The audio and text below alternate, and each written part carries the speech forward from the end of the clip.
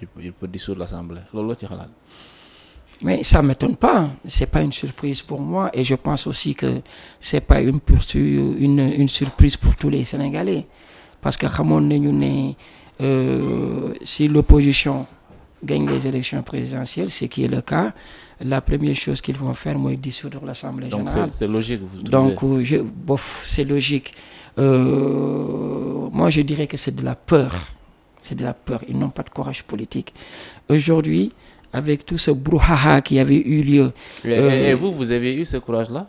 Ah mais dans le passé, le président Macky Sall a été minoritaire à l'Assemblée nationale. Après, il s'est passé quoi? Au début des élections de 2012. Ouais. Maintenant, comme da nga ne comparaison n'est pas raison, moom nga ma indil sànq parce que da nga ma ne c'est pas les mêmes contextes. J'ai pas dit comparaison parce n'est pas raison. Je voulais juste attendez que je termine parce que ñun quand on était minoritaire à l'Assemblée nationale en 2012, et on n'a pas été seul.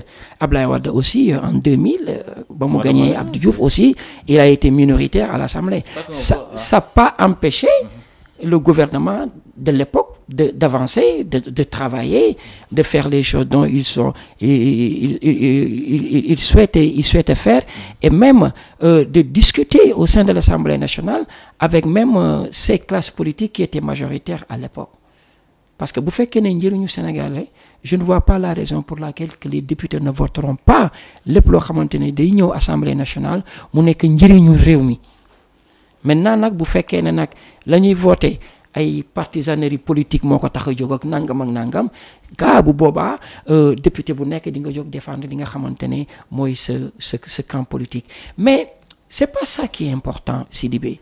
Ce qui est important moy que les conséquences que cela peut amener au Sénégal. Bés tay ji bu ñu dissoudre Assemblée nationale bi, la loi des finances on doit les voter très très bientôt, qui doit nous parler de ce budget de 2025 qui va arriver au Sénégal. Qu'est-ce qui va se passer? On risque de voir le Sénégal avec un pays qui n'aura pas un budget.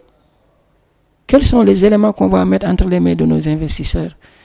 Quels sont les éléments qu'on va mettre entre les mains des bailleurs?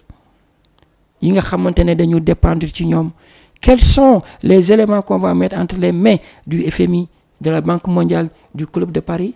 Sauf si Bassirou Diomaye Faye décide de prendre le budget de Macky Sall de 2024 et de le réintroduire en 2025. Et là, politiquement, ça ne sera pas quelque chose qui sera élégant pour le gouvernement du Sénégal.